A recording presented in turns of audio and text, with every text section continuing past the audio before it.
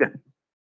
Alors, deuxième exercice, on vous dit au cours de la fabrication d'un certain type de pièces mécaniques. Donc, on fabrique des pièces mécaniques. Alors, les pièces doivent subir deux traitements. Alors, normalement, on ne précise pas les traitements, mais on vous dit, par exemple, anti-rouille.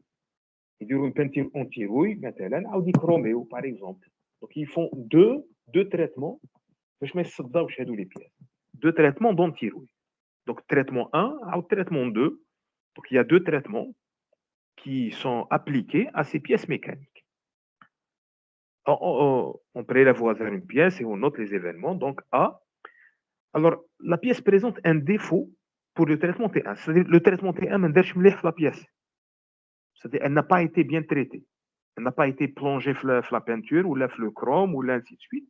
Ou elle n'a pas bien tenu le produit de traitement. Donc, le traitement n'a pas été bien fait. Donc, l'événement A, la pièce présente un défaut pour le traitement T1, le premier traitement.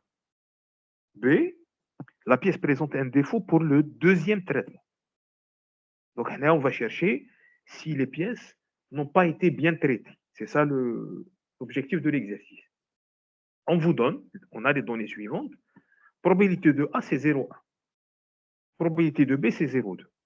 Maintenant, 10% des pièces ne sont pas bien traitées avec le traitement T1 et 20% ne sont pas bien traités avec le traitement T2. Il y a un problème avec le traitement T1, il y a un problème avec le traitement T2. Alors, on vous donne encore une autre information, c'est que la probabilité qu'une pièce ne présente aucun des deux défauts, c'est 0,75.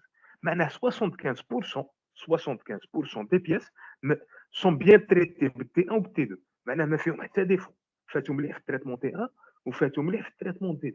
Ça, c'est 75%. Il faut bien comprendre l'énoncé. Il faut bien comprendre l'énoncé.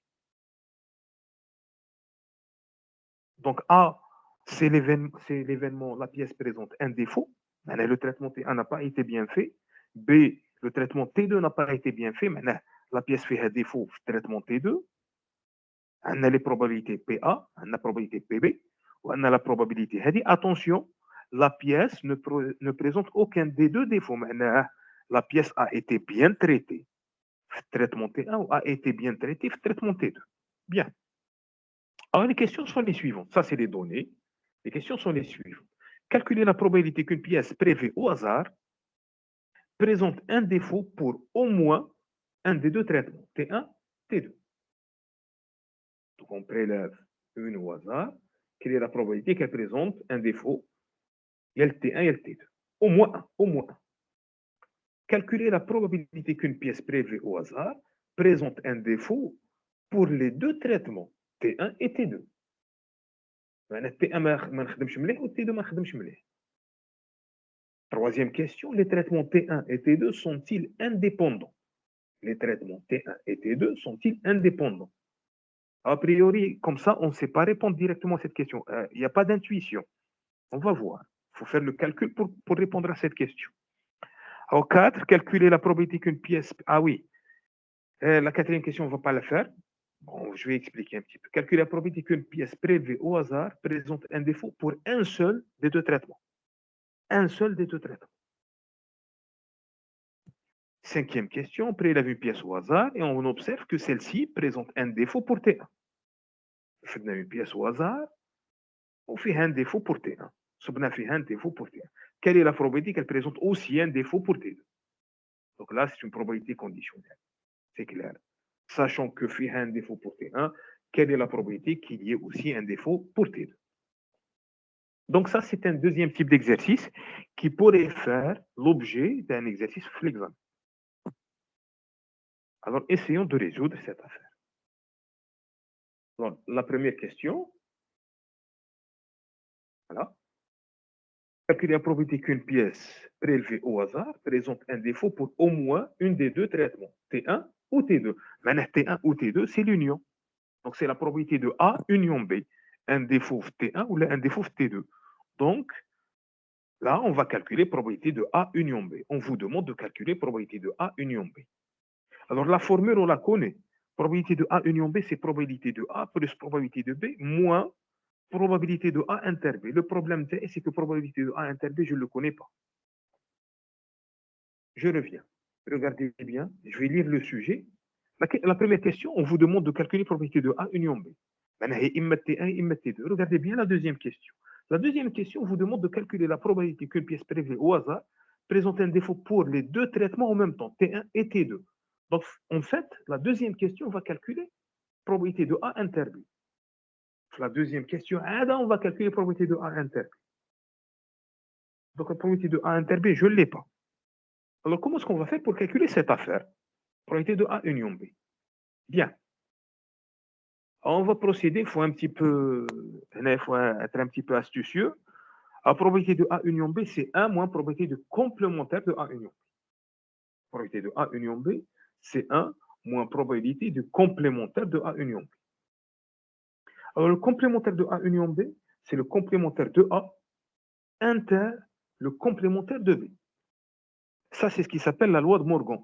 Vous avez certainement dû voir en première année, les ensembles.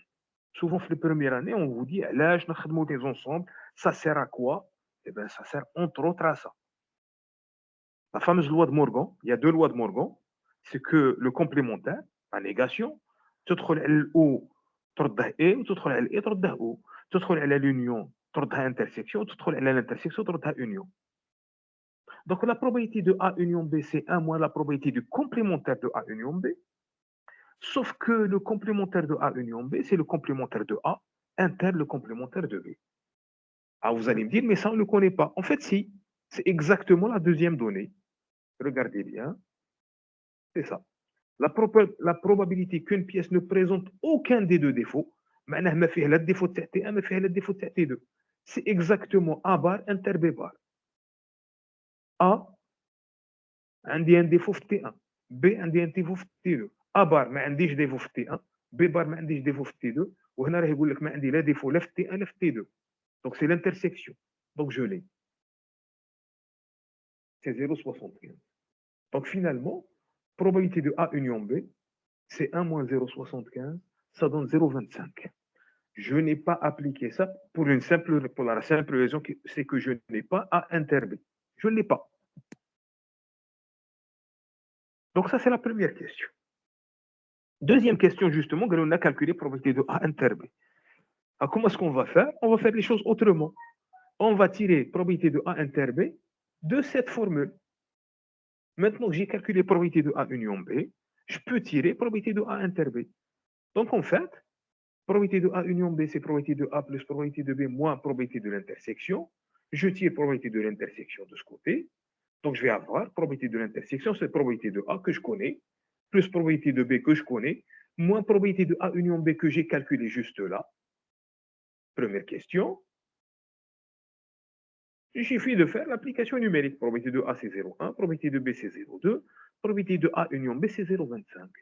Je trouve que probabilité de A inter B, c'est 0,05. Troisième question, les événements A et B sont-ils indépendants? Alors, le groupe, les deux événements A et B sont indépendants si et seulement si probabilité de A inter B est égale à probabilité de A fois probabilité de B. Donc, qu'est-ce qu'on fait? On calcule probabilité de A inter B. On calcule probabilité de A fois probabilité de B. Il a une l'égalité. Il a une l'égalité. Ils sont indépendants. Il a une l'égalité. Ils ne sont pas indépendants. Donc, je calcule. Probabilité de A inter B, je l'ai calculé juste ici. C'est 0,05. Le voici. Probabilité de A fois probabilité de B, tout ça c'est donné, c'est 0,1 fois 0,02. On trouve que ça fois 0,2. Donc on trouve que ça c'est égal à 0,02. On voit bien que probabilité de A inter B est différent de probabilité de A fois probabilité de B. Donc la conclusion, c'est que A et B ne sont pas indépendants. A et B ne sont pas indépendants. Donc quand on a la même valeur, ils sont indépendants. Bien. Alors on passe à la quatrième question. Je rappelle la quatrième question. Qu'est-ce que ça nous dit? Et on ne va pas la traiter, je vais juste expliquer un ou deux trucs. Calculer la probabilité qu'une pièce prélevée au hasard présente un défaut pour un seul des deux traitements. Un seul des deux traitements. معناها هي إما فيها un défaut في T1 ولا فيها un défaut في T2. معناها فيها un défaut في T1 بصح ما فيهاش défaut في T2. Ou bien فيها un défaut في T2 بصح ما فيهاش un défaut في T1. Donc en fait, si j'écris ça formellement,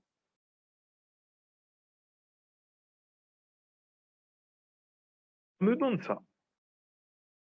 Donc, je cherche un défaut في T1 اللي هي A وما عنديش défaut في T2 اللي هي B bar.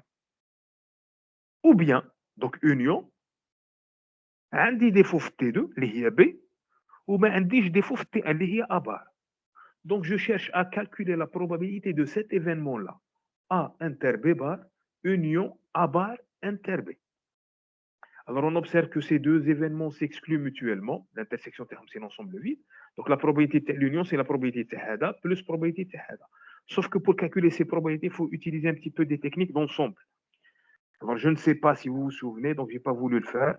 Ça fait appel à de vieux souvenirs de théorie des ensembles, je n'ai pas voulu le faire. Donc, ça, on va écarter ça. On va le laisser. Vous pouvez le faire, hein. Vous pouvez vous amuser à le faire. Il faut développer comment calculer A inter B bar. Si vous vous souvenez, A inter B bar, c'est A moins B. A privé de B. Et B inter A bar, c'est B moins A. En fait, ça, c'est ce qui s'appelle la différence symétrique. Le delta. Enfin bref, de vieux souvenirs. Mais je ne sais pas comme première année, mais je pense que vous avez dû voir ça. Je pense, hein. Enfin bref. Passons à la dernière question. Alors, la dernière question, on nous dit, on prélève une pièce, on observe que celle-ci présente un défaut pour T1. Donc, fait un défaut pour T1. Fait un défaut pour T1.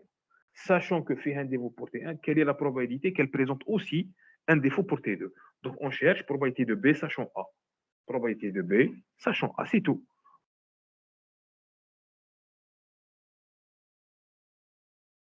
Donc, on cherche la probabilité de B sachant A. Alors, mais je suis toujours sur la formule de Bayes. Probabilité conditionnelle, je rappelle la formule. Probabilité de B sachant A, il y a probabilité de B inter A divisé par probabilité de A. Alors, si j'ai ces valeurs, il suffit de faire l'application numérique. Donc, probabilité de B sachant A, j'applique la formule, la définition de la probabilité conditionnelle, c'est probabilité de B inter A divisé par probabilité de A. Et tout ça, je l'ai calculé. Probabilité de A, c'était donné. Probabilité de A inter B ou la B inter A kiff, on l'a calculé. On trouve que c'est 0,5. Donc, on dit une chance sur deux, ben, je compte, fait un défaut T2, sachant que quand fait un défaut T1.